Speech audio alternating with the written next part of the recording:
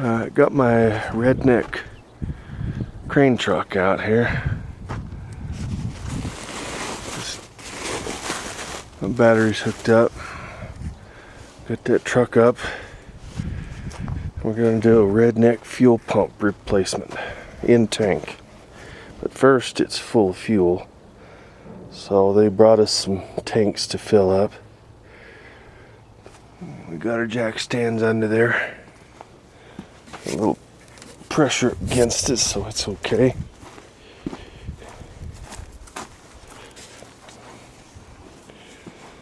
And we got our snap-on fuel pressure gauge here.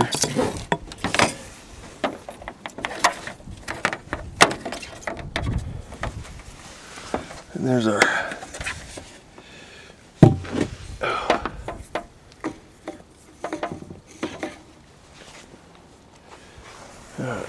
there's our gauge. And there's a jumper wire. And there's a, I took fuel pump relay out. It goes right here. We're going to jump 30 and 87. This is 87A in the middle. This is 87. So 30 has power to it, and 87 is to the fuel pump. So we're going to see if this thing will actually. Got a little spark. And there she goes. She's kind of, sort of.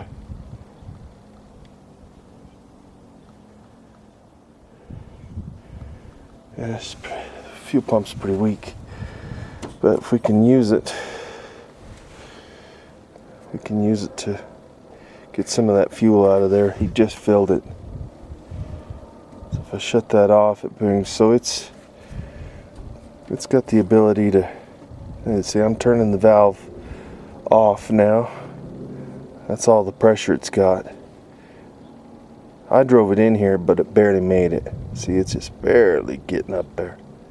It's supposed to have about 41, 42 psi. Alright, so we'll open this up. We'll just let that drain into that tank real good there. It's not going to be real fast, but at least we won't have to siphon it out tank.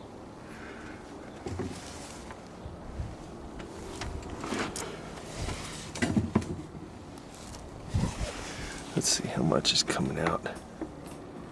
Oh, it's just barely a P. Well, that's going to have to be about as good as it gets for the moment.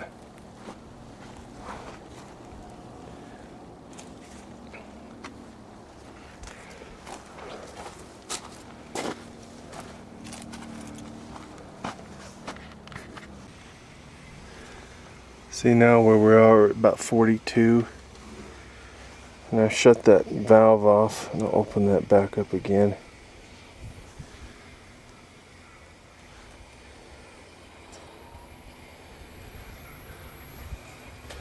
Let's see what kind of flow she's putting out now. Yeah, a whole lot better.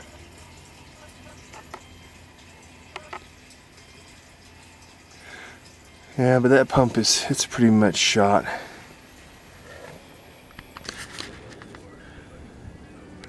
Alright, so I've got the shield off of the gas tank. And here's the gas tank in all its glory. Now what I'm using, I've got one of these little hand winches. I think it's a jet. There's our random cattage. What are you doing, kitty? Anyway, I've got it up around the tank. And I've got the fuel inlet up here. It's loose. And it's pulled out just a little bit. But I didn't pull the clamps off the hoses. So under here,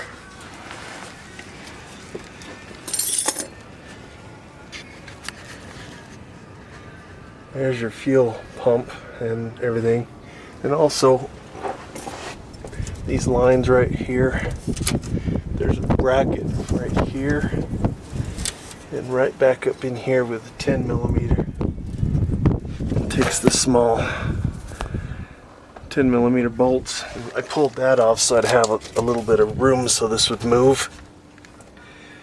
And then there's the electrical connector right up there. But this is going to have to be cleaned a little bit. And I'll show you how I do that in a second as well. Alright, so I'm going to put some foam cleaner. This is just a, what do you call it, tough stuff. The reason I'm using it, I should just get the garden hose and just hose it down, but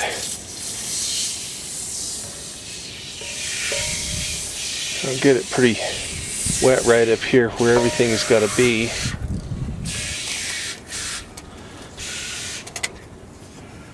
And holding the camera and doing this. Here's a look at all that. And that'll soften that mud up under there. And like I said, I just didn't have time to clean this with a garden hose because this thing was not running and I had to get it right where it needed to be. So there's that for the moment. Alright, so there's your fuel line.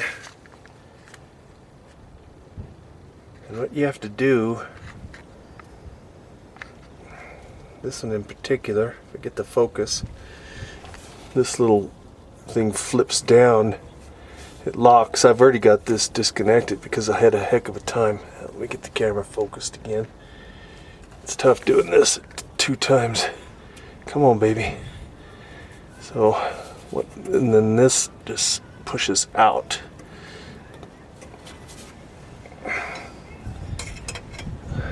Let me move my focus. It's a little too sensitive right there. There we go. I use these hook type pliers. Go in there. And gotta be kind of careful with it.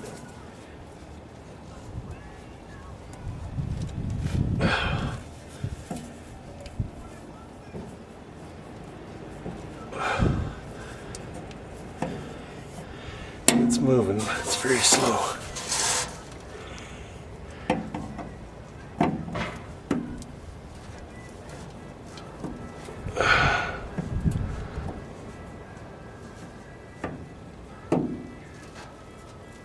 There we go. Let's see if the other one will come loose.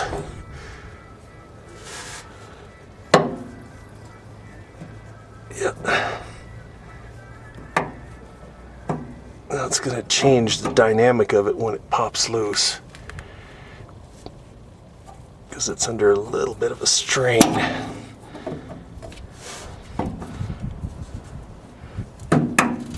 Come on now. Don't be damaging anything. Let me see if I can.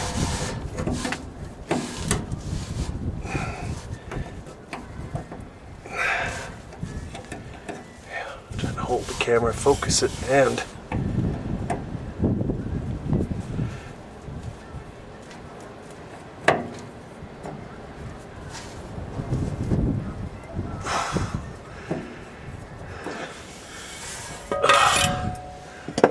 alright, let me pause this. I can't hold the camera and work this. Alright, I got it. Now, let's see if it just dumps gas all over me. Pulled a bunch out of it.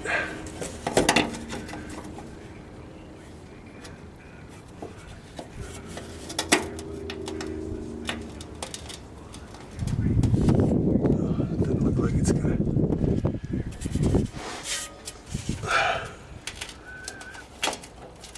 Alright. There she goes.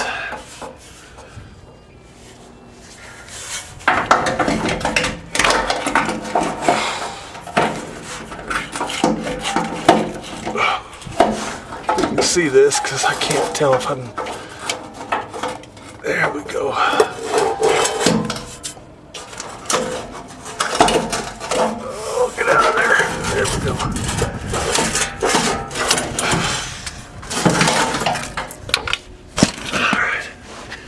Well, that thing's nasty. 300,000. Phew. Alright. Well, most everything's pretty academic. I think you can probably figure it out from there. I might show you a couple of excerpts. It's hard to hold a camera, lay under here and do that at the same time with one hand. But you get the picture. And then this is pretty nice.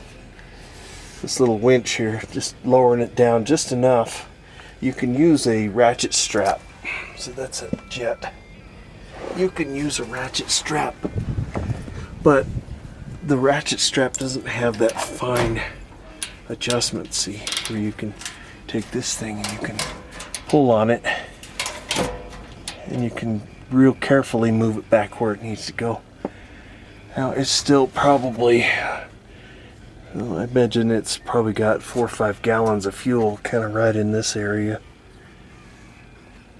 It's still got a little weight to it.